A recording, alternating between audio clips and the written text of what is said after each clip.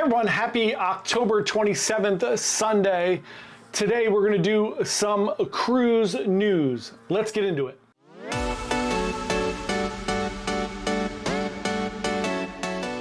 Hey everyone, John here from Byte Size Cruises. Welcome to the channel. If it's your first time here, thank you so much. We are a small travel agency trying to give you the best information about cruising so that you can plan and go on an amazing cruise vacation.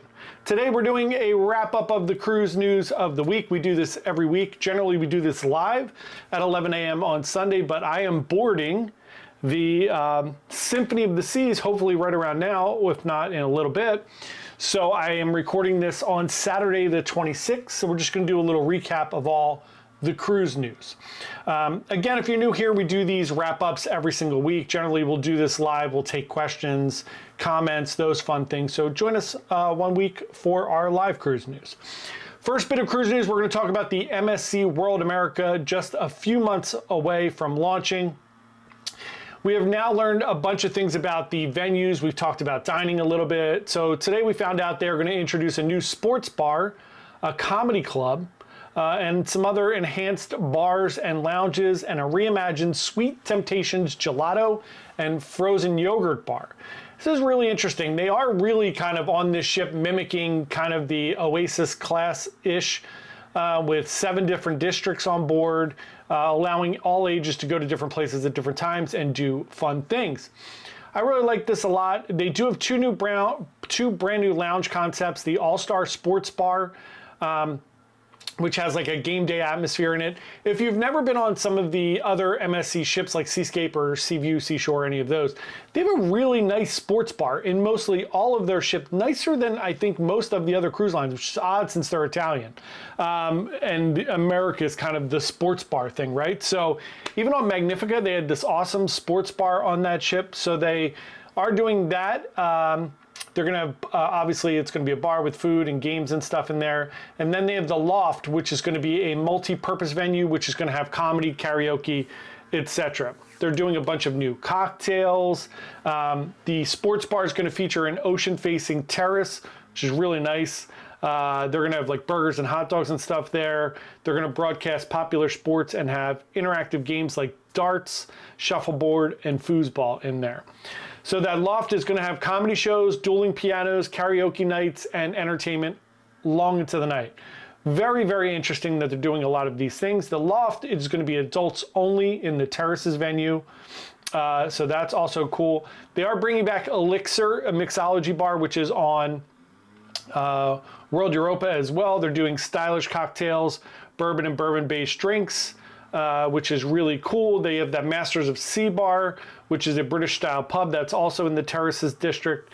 And they have the Gin Project, which is a gin bar, obviously. And then lastly, they're doing the Sweet Temptations with the Venti chocolate, and you will have your ability to do frozen yogurt, make your own ice cream, hot crepes, waffles, and donuts. I love all these things. I think it's really fun the way that MSC is stepping up their game for the US and North America audiences. So that should be a ton of fun. Next bit of cruise news, let's talk a little bit about Port Canaveral. Port Canaveral is getting bigger and bigger. They ended this year with a record $190 million in revenue for the port and $70 million in profit. So when I see things like this, right, when you have $70 million in profit, one, people need to make more money, right? So they did have some port damage with the hurricanes. That's going to cost them about $1 million.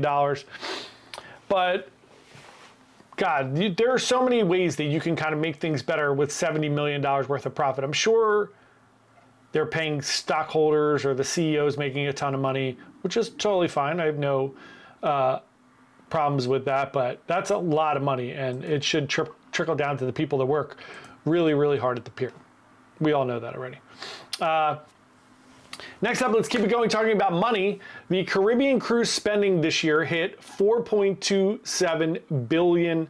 $33.3 million of 33 million passengers and crew have visited 33 Caribbean destinations and Latin destinations this year, up 27% from 2019, which was considered a record-breaking year. So that's amazing. I really hope this continues to be a trend as we go into this election and all the chaos and divisiveness around the country. I hope everybody chills out and lets us have our fun cruises. Don't ruin this for everybody. Just chill out. Everything's going to be fine. Whoever wins, it's going to be fine. Just relax. Don't mess up cruises. I don't want a civil war to mess up my cruises. So just chill out, people. We'll figure it out. Next up, let's talk about Princess Cruise Line. They have the Star Princess that's coming out. It's the second in the Sphere class of ships. The Sun Princess came out this year. It's basically a replica of that ship. However, they are going to have several enhancements on the ship, including a non-smoking casino, which is awesome, and some expanded dining venues and leisure experiences. The O'Malley's Pub is being largened. Did I say largened? What is that? The O'Malley's Pub is being made larger. They're going to add 32 additional seats. They are also expanding Love by Brito. They're adding 20 more seats to that. It's going to have a new Skydeck sports court and track. This is going to get rid of the things that didn't work on the Sky Princess up there on the top deck, and that is super exciting. I really have to get on one of these new Princess ships. I keep saying it, but I really have to make it happen. Next bit of cruise news, Silversea has opened up sales for 160 new 2026 voyages. If you've never been on Silversea, it is quite an amazing experience. The customer service and amenities are amazing. I do really enjoy Silversea. I love the experience. It's a little boring for me. There's not as much going on, but the food and the level of service are so amazing, and the ability to be on these smaller ships that go to these really beautiful places. And it's a little more all-inclusive. So check it out if you're interested in Silversea. Also, Royal Caribbean has announced that they're doing their 26-27 kind of rollouts in the staggered format. So we got the Alaska 2026 for summer. It's going to be Voyager of the Seas going out of Seattle. We're going to have Ovation of the Seas going from Seward to Vancouver, so doing the inside passage there. Anthem going from Seattle, and then Serenade going from Vancouver.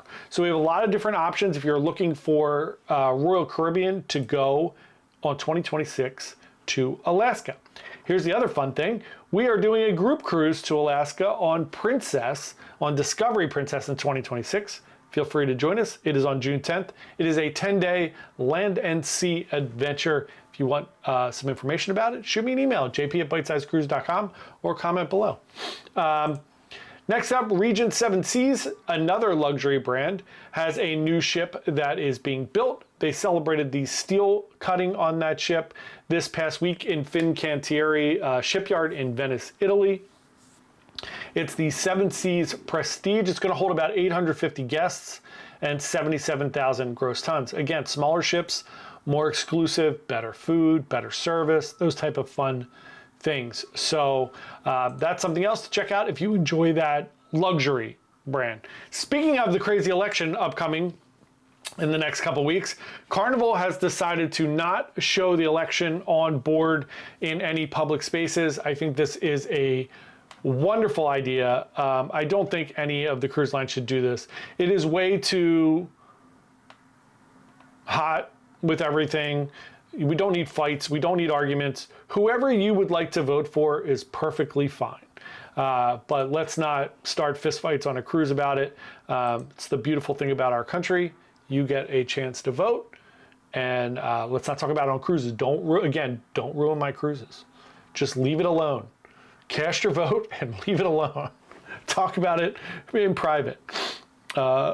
So we talked a little bit about it on Wednesday night. The Norwegian Cruise Line Luna and Aqua are going to be rolling out some really cool venues. They have a dedicated pickleball court.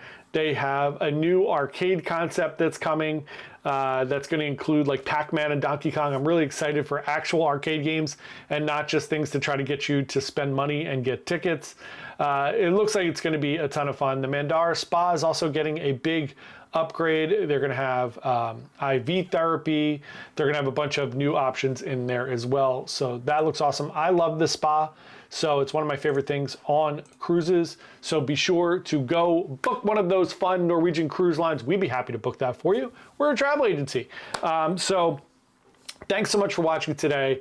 I will be talking to everyone this week live from the Symphony. Hope you have a wonderful Halloween. Enjoy it.